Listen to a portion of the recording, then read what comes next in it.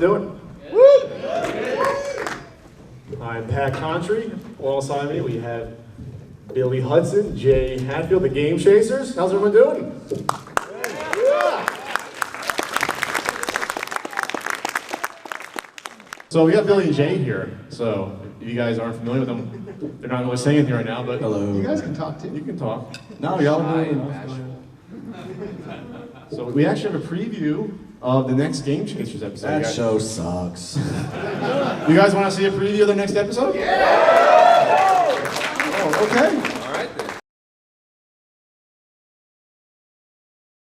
What's up, guys? It's Taylor, and today we are talking with Jay. Jay has a cool game series online, and we're just going to talk to you today. How long have you been doing this? Like filming and all that stuff, and gaming and all that? And Gaming? Oh, yeah, gosh. Your whole life, right? Yeah, my whole life. Since I can remember.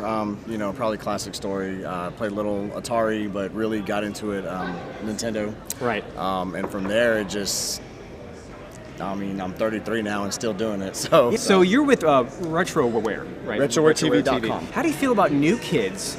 Like kids, like let's say I have a daughter who's 7 and she plays old games. Okay. And now we're like the first ones, like pretty much like out of the bag. How do you feel about kids that are young? They're now getting into these old school games. Do you think they have the same perspective as we do on these, or how do you feel about that? Is it like kind of weird, or? Do they have the same perspective? Yeah. No, because. You know, when it was new for us, like it was just badass, like Christmas, birthdays, what parents, what do you want for Christmas? Fucking video game. Right, exactly. Of course, right. I want Super Mario Brothers 3 is coming out, or it's going to be out already, whatever, I love the fact that kids and the younger generation are getting into it. People who watch my show, we got 12, 13, all 14 sorts year of olds, ages, all sorts totally, of ages, honestly, and they just come up and be like, hey, we love retro gaming and this and that, and my favorite system, this and that. I got a 5-year-old son, and wow, okay, yeah. he actually is starting to play NES. That's the way to go. I mean, I still try to get her. Like my little girl here, she's 7 off camera. She's playing Halo. Like I was feeding her Halo like a person in jail feeds someone food. I was like sliding her games on her door. Right. But finally, she was on Firefight, and I'm like, wait a minute, I didn't really get that she can dual analog stick, and that's something new for kids now. They have the whole 3rd generation brain, So I was thinking, see, you say it's new, but it's what they know. It's all they know. So it's not exactly. It's that's all interesting. they know. Yeah. So like my son, he loves the Lego games, Lego Batman, Lego Star Wars, Lego Indy, whatever, and he's good at them too. Oh, and I play with him. I play new stuff too, collect old stuff, play old stuff. Well, I just hooked up a Nintendo not too long ago at my house. I was testing a game, and I put it in his room because he's got the old TV. That's the only way to look at those games. You look at the well, HD. no, that's the light gun won't work on the new. Oh, you're right. New TVs, right? Oh my God. So he's like, Daddy, what's that? I'm like, it's a Nintendo. He goes, I want to play it. I'm like, okay, come in here. I was like, it'll play all these games, and his eyes just got this big, and he was like, that. Just a jukebox. Yeah. I mean, he pulled out Kickle Cubicle of all games, just at random. Wow. Put it in. He's like, let's go play it. Put it in, and we sat there for about an hour just playing Kickle Cubicle. It was fun. Man, so what? Last question here. What kind of game do you regret having and tearing open and now seeing that there's value? I mean, I don't regret opening any of them because as a gamer, it's kind of like. Okay, as a gamer, you don't regret opening any of them. Sure. Now, if I could go back and get 2 copies.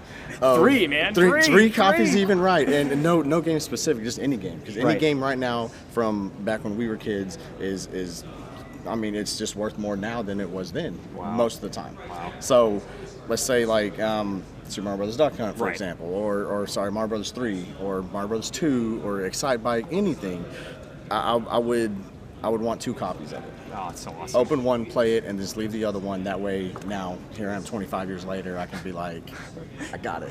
My horror story of last year was the Dead Space toys came out. NECA, it just runs the actual show now for toys. They were $9 at Toys R Us New.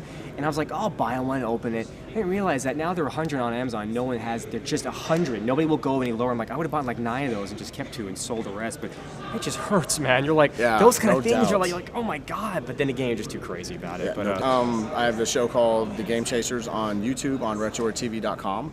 And basically, it's me and my buddy Billy. We think American pickers, except retro video games. We go around to flea markets, thrift stores, conventions, we go to mom and pop shops, we go anywhere and everywhere we can find retro video games.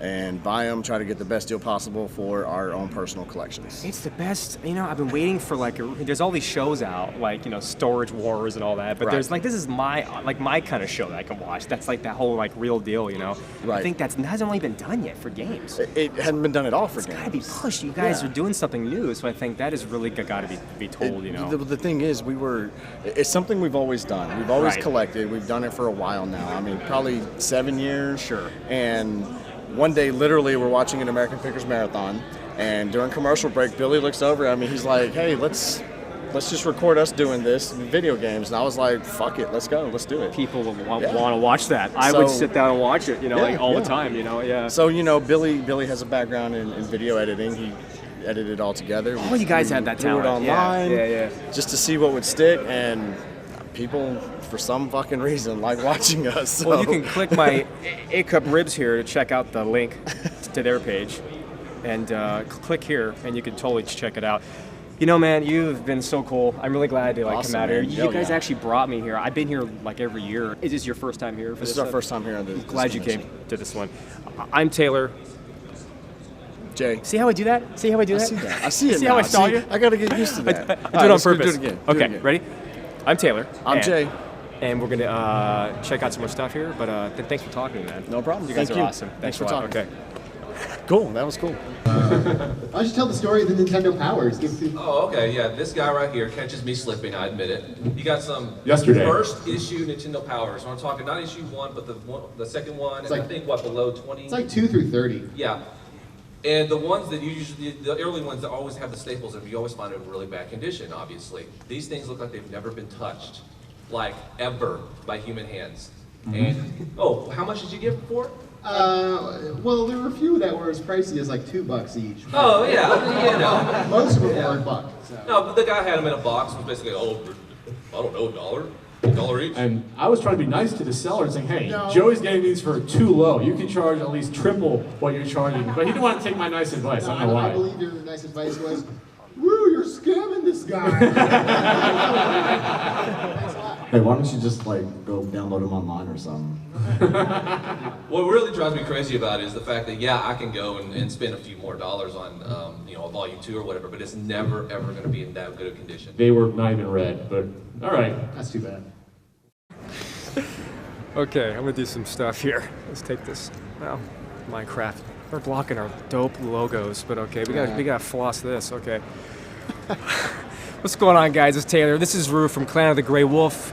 Big fan for years, man. It's so awesome to actually meet you. Thank you. You know, the first film that I saw of yours was when you opened up the Earthbound and showed us all the different parts. And I thought that was the most technical video. And as a film editor, I know how long it takes to talk about it, do all the scripting, and actually film all that. I thought that was the most intelligent gamer video that I've seen in a long time.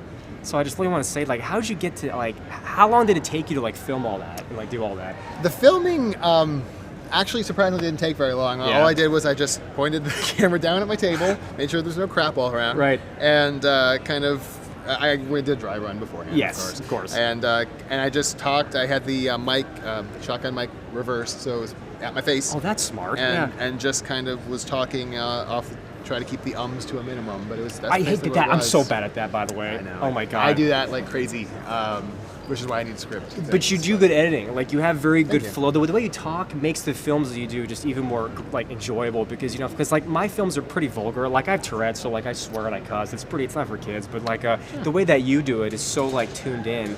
And I just saw your video with Vsauce. How do you say his name? Is it Vsauce or Vsauce? I've heard Vsauce. Yeah, that was actually great because I saw that. I was like, oh my god, that makes sense because you guys are both on the same brain pattern. And his films are so smart. It's it's amazing. Yeah, Michael and Kevin over at Vsauce are great, and that's something that's been in the works for a while. How'd they find? How'd you guys find each other? Well, they found me. Wow. I think. Well, I never actually asked officially how they found, but it was through the 16-bit gems, of course. And initially, I was contacted by Kevin, who does Vsauce 2. Oh, so what is that? He has two different sites. Yeah, Michael generally does Vsauce at 1, and Kevin is kind of in charge of Vsauce 2. Wow. And so they were saying, hey, we're going to be launching this Vsauce 3, which is video games, and we'd like you to do some videos for us. So they describe it as hyper-curious videos, which I think is a great term. But, now, you've blown up huge. Like, when did you start wanting to do? Well, you are big now. You are big. I will say, and that's awesome. And the way that you keep your cool too is cool. A lot of people go online and they get big and they like lose contact. You're just a real guy. I think that's what people want to see in like gamer videos. They don't want to see this car salesman hyped up like fake attitude, and so that's why you're so cool. So I'm thinking, how long? I mean, at what age did you want to start doing game stuff and like filming it? Like, how did you want to start doing that? Like, how did that happen? Well, I mean, this is technically still a hobby for me. I have a day job, right? I mean, it would be great if I could make enough money doing all this to just do. Wouldn't that be awesome? It would be, but very few people can do that. So, unfortunately, I don't have as much time put in as I would like. But it actually started back. In 2009. I mean, I remember I was a fan of Angry Video Game Nerd from almost the beginning. Right. And that clicked something very, it's like, wow, this is a guy who's becoming popular just talking about video games. And he's a real gamer. Yeah, exactly. And using the internet as a medium to reach people. I mean, there's no way you could go back in 2006 or even today probably to a TV studio and say, I would like to talk about how shitty these pile of fuck it's not the games same. is, it's not the same, and yet he's gotten millions of fans worldwide. He's huge, super huge, and he was only the first, not the last. There's lots of other guys who have done that. So by 2009, I was thinking, my wife was actually in graduate school, and work was kind of slow at my work, so I had a lot of free time. Right. And I was like, why don't I give a shot at this? Well, it looks like fun. Yes, the way, but you do edit right though. The way you talk, the way you pace your films. You're the technical informative. You did your research. That the Earthbound video, like I said, was the first one that I saw. It was like a 10-minute. Was it part 1 and 2 of that, or there were two parts? One was that was probably about 20 minutes total. Yeah, so that's back when YouTube had the limits on how long you could do the videos. That. But you've so that video really stuck in my mind. That's what got me to actually watch all of your whole entire series. Awesome. And your 16-bit gems films are cool, and you do keep your games pristine. I've seen your shelf back there. Actually, a lot of the games, I had about 50 or 60 games as a kid because I had a paper route. So I was like, as long as I put a certain amount in savings, the rule was I could spend the rest on whatever. So I went to the video games, of course. And what I did was my mom had a curio cabinet or something off to the side she wasn't using, so I just put my games in there so they would keep away from dust. I was a little anal kid, I guess. But that's good though. But now I have stuff like Final Fantasy 3, Chrono Trigger, Mega Man X3, all. They look mint, man. It's pretty much mint, and that's the way. That's the way to do it. And I at the time I wasn't thinking, hey, this could be worth anything someday. I mean, it's not like I would ever sell my Final Fantasy 3 or my Earthbound anyway. But it's the pain of selling. Yeah, I've had lost some gems in the past, and man, it's now you feel like you can go grab them here, but they're just written on and stickers all over them. It's like, oh my god. Well, and then I did that video fairly recently to try to show how to clean some of that cosmetic damage off. I did buy some Goo Gone just because you told me to, and it did work. That's great. Yeah. Yeah, I just want to say thanks for your time. Thank you very much. Please come back next year. Just beg. I would love to. Just looking to kidnap you and take you back. Well, I would also say anyone who's interested in retro gaming has to come to the Portland Retro Gaming Expo. It's got to happen. This is an amazing show. It's gotten really my first big. year. I definitely want to come back. So. I'm glad you came down. Well, awesome. Thank you very much. All right, guys. See you later. Bye. We're enough of our shenanigans. So, questions? Let's go. If you have any question about RetrowareTV or. Hey, dude, you almost don't take out the audience, Joey. Oh, jeez. What is the scariest moment you ever had in a game? The scariest moment in a game? The most terrified I've ever been in a game is when I was playing Eternal Darkness. Yeah. And I thought that the game, erased my save data. Because I don't know if you know anything about the game. When your insanity meter starts going down, the game actually starts to mess with you. It makes it look like the TV volume's going down, and all this freaky stuff starts happening. One of them, it looks like your GameCube is just crashed and everything's gone, and I literally started sweating when that happened. Hey, you're watching RadiumZ.com. I'm Jeffrey Smith. We're here with 8-Bit Eric. How's it going, guys? Thanks for interviewing me. Of course, yeah. So 8-Bit Eric is pretty big in the retro video game scene. He has a fairly successful YouTube channel and a big community, good following. But one of his other interests, aside from video games, is wrestling. Want to tell us a little bit about that? Yeah, actually, I've started watching wrestling when I was about 12, about 6th grade, and at the time it was when WCW and WWE were having a big Monday Night Wars, and I got hooked, and then it just developed from there. Been watching it since I was 12, 28 now, so it there's something about wrestling that just got me hooked, and I guess it's still like a nostalgia type of feel to me. So where'd you make the transition from being simply a fan and casually watching to participating in it? Well, when I was in high school, I decided, hey, that would be cool to try to learn how to wrestle. And at the time, you were seeing stuff on TV about going to wrestling school and documentaries. MTV's True Life had a I Want to Be a Wrestler thing and things of that nature. And I just thought it would be cool. And a lot of times, like when I tried to apply somewhere, they said, hey, you have to be 18 because of liabilities or whatever. And then I found out that a flea market in my area was actually having wrestling training. So I talked to them and they let me train when I was 16. So nice. I thought that was pretty interesting. So I've been wrestling for a little bit over 10 years right now. Okay. What have been a couple of like really exciting moments for you in wrestling? A couple times when I've wrestled people that have, like, for example, I've wrestled former WWF and WWE guys. I've wrestled Marty Jannetty. I've wrestled Viscera. Would you say you're a bigger fan of wrestling video games now that you're actually involved in it? Well, I've always liked wrestling video games. I always thought it was interesting. The Nintendo 64 ones, of course. It kind of developed, like, you start liking wrestling and you start playing the games. And, some of the older ones aren't really that good to play, but I'm a fan of the new ones, too. I haven't really played WWE 13 too much, but, I mean, the games are as good as ever. It's getting a little neat with the way that they could do DLC to get, updated roster members and things of that nature. So what's your persona when you wrestle? I'm pretty much a bad guy. I've actually wrestled as a heel for like the past couple years. Do you have a character name? Joey Supershot Spectre. Nice. Well, where can people find out more about you? Well, of course, Facebook, I have a fan page. It's the 8-Bit Eric Show. You'll also be able to probably find my personal one on there. YouTube, of course, my channel's the Messy Video Game Nerd, but just look up 8-Bit Eric. Right. Well, thanks, Eric. Thanks, man. I appreciate it. Thanks, guys. All right. Appreciate it.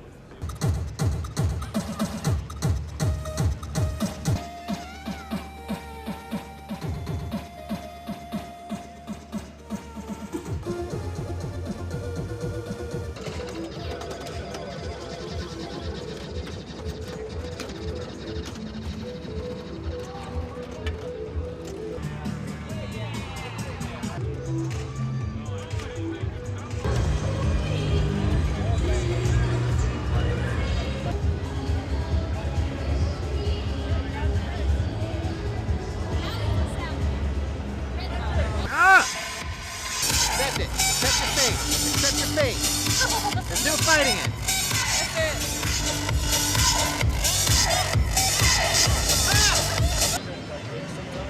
I wish I had this every day for take all the time you want. No rush.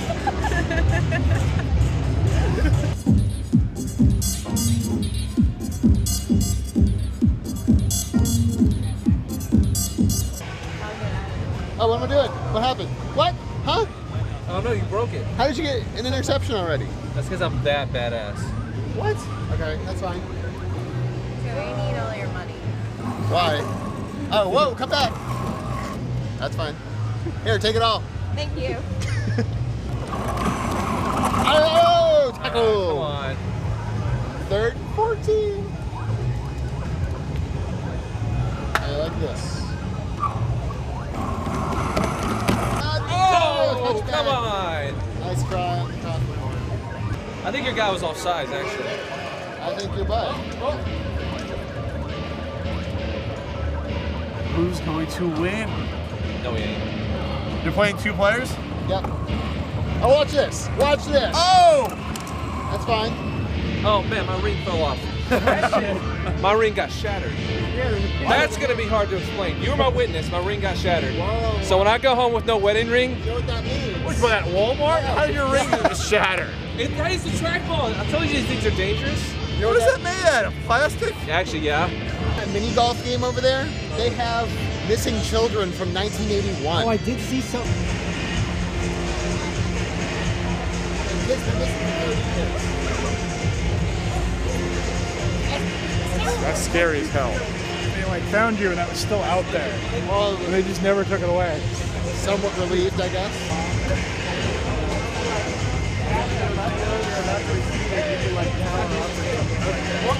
Just left the Game Expo. We're tired. It's been 2 days. Hunchrin. So tired, but yeah, guys, it was a great event. Met some cool people. Got some good friends now. So you'll be checking out some stuff soon.